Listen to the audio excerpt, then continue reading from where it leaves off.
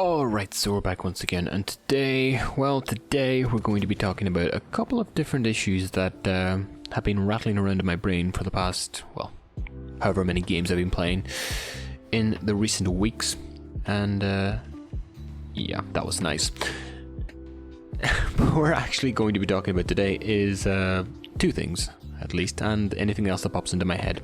One being the removal of Deadeye, how that's going to affect the overall game, and if it's actually going to make a change to, you know, the playstyle or the game overall, and also the fact that the Thunder's been nerfed and how that's going to, you know, change how Thunder players play the game.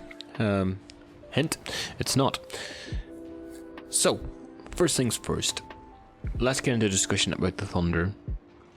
Do I think nerfing the Thunder's range from 24.3 kilometers down to 23 kilometers is actually going to have all that much of a significant difference on the Thunder and how it's played and the damage it deals in a game?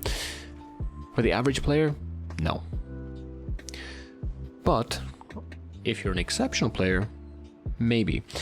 You see, the thing about the Thunder nerf is that it's not really about the Thunder nerf. It's about an overall theme. And a theme that I really don't like seeing in most games, and World of Warships being one of them. And it's to do with skill ceiling and skill floor. On the one hand, if you have players that are, you know, exceptional at the game, you know, players that can actually consistently hit ships at those longer ranges. I'm not talking like 17, 18, 19 kilometers. I'm talking like 21, 22, 23 kilometer range, maybe even 24 kilometer range. This nerf is going to be disproportionately affect those type of players and not allow them to pull off, you know, shots that otherwise they have the ability to hit. And so in that way, as so happens with a lot of decisions Wargaming makes over, you know, balanced decisions in the game, it kind of, you know, lowers the skill ceiling for the actual Thunder player who is, you know, pretty gifted at the ship and can actually play it effectively and play it the way it's meant to be. Now ignore this next part of the video because I'm about to ground against that island because I got hyper focused on that enemy Smallland and try to hit him, and I don't even manage to do that. So ignoring that, on the other side of the coin is the fact that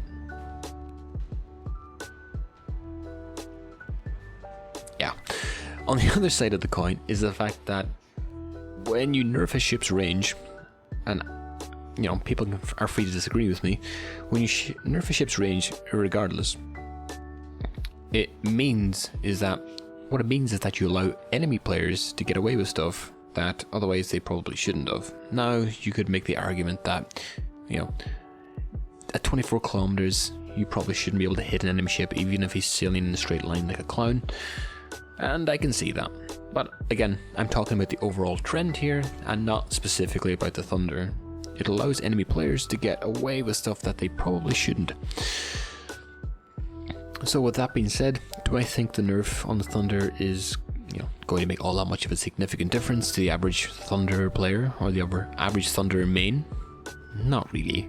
I mean, the average player can, you know, and I'm talking about myself here, can barely use the ship as is, and probably spends most of their time spamming HE or, you know, spamming AP exclusively and doesn't realize they can actually switch shell types. So with that being said, we're going to move our direction or our focus over to Deadeye. And so Deadeye was interesting, and I suppose you could kind of couple it with the fact that, you know, the Thunder Deadeye, it was hit twice as hard by this combination of nerfs, one to its range and one to its accuracy. But even without Deadeye, the Thunder was still an incredibly potent ship regardless. As we just get a 17k salvo on that Hindenburg. God, I love hitting Hindenburgs in this ship. It's just so easy to pen them, and it's just so much fun. Not really sure what the Ajir is doing here because I think he dies. Yeah, that's kind of sad. Anyways, where was I?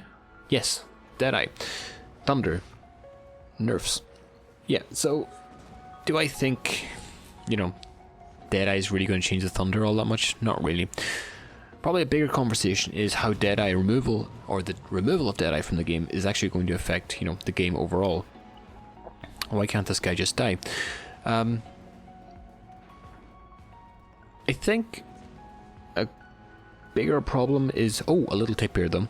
If you see a ship on low HP, you know, like 3k, and you have a full salvo ready, don't shoot a full salvo. Shoot one of your guns, kill him, and then save the other 3 for the fact that this Montana is sailing flat broadside and thinks, you know, there's nothing wrong with doing that. Big mistake. No, back to Deadeye. Ignore that. Back to Deadeye. Do I think that removing Deadeye is suddenly going to fix the game and people are going to be playing, you know, aggressively again, or not be afraid to sit at the back and, you know, snipe? No. Deadeye was kind of just like a final straw that just purely emphasized just how much of a passive game this has become. Yeah, still no idea what that guy's doing. So overall, I think the bigger problem is the fact that there's many more aspects to the game that have created this kind of monster of sit at the back and be passive. And I notice this exclusively when I play DDs.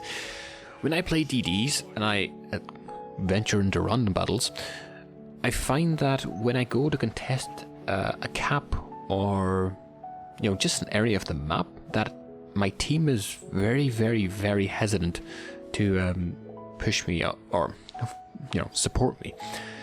And if I'm not even willing to make that first move to push into an area, then oftentimes my team just won't. And what this means is that if I don't push in, then the chances of my cruiser pushing in is basically 0. And then as a result, the chance of my battleships actually pushing in and tanking the damage they need to tank is again 0. So I think I'm actually lost for words of how to fix this, to be honest, because it has to come from some form of player. Again, you lose trust. It's like a circle generally, ignoring CVs. If the battleship player isn't willing to come in and tank some damage, then the cruiser player isn't going to follow up, and as a result, the DD player isn't going to feel comfortable even contesting a cap. And then, if the DD isn't comfortable contesting a cap, then the cruiser player isn't going to push in, and etc, etc, and the battleship player isn't going to do shit. And so, this is just a self-fulfilling prophecy. When you introduce ships that are long range, HE spamming, and don't need to get close to the main team to deal damage, well then, the state of the game, even without Deadeye, is a game that rewards long range sniping. You're not going to have all that much action, and I'm going to be lucky to live through that salvo. Frankly, I probably should have died to that, but as luck would have it, we're just going to trade with the Thunder and hope he takes a lot more damage than I do. But again, I think that pretty much sums up my feelings on Deadeye. Again, this was a bit rambly. I've just thought about it a little bit over the past week or so, since it got removed. Again, the game was in this state before Deadeye came. It's going to be in this state after Deadeye, as you know, we've seen the past couple of battles, or at least I've seen with the last couple of battles I've seen played. So I don't think it's going to change overall. Sure, it's nice it's removed. It removes, you know, a little bit of the problem, but yeah, there's definitely much more work to do in this scenario and in this game to fully restore it to fun and actionable gameplay. I'm going to speed it up here because we're at 189k, but there's one juicy salvo here that I really want to get captured. And I think you still can push in. I think you just have to be much more cognizant of when you can push in. Again, the Thunder isn't the type of ship I would recommend anyone push in on. It's just simply not built that way. But you are a battleship, and you still can take those, you know, opportunities of chance, and use that fact that you are a battleship to absorb some damage, make a play, and, you know, who knows, maybe it will work out for you. It didn't work out for this Thunder player who decided to push in, but maybe it will for you. Who knows? But with that being said, hope you enjoyed, and I'll see you all in the next one.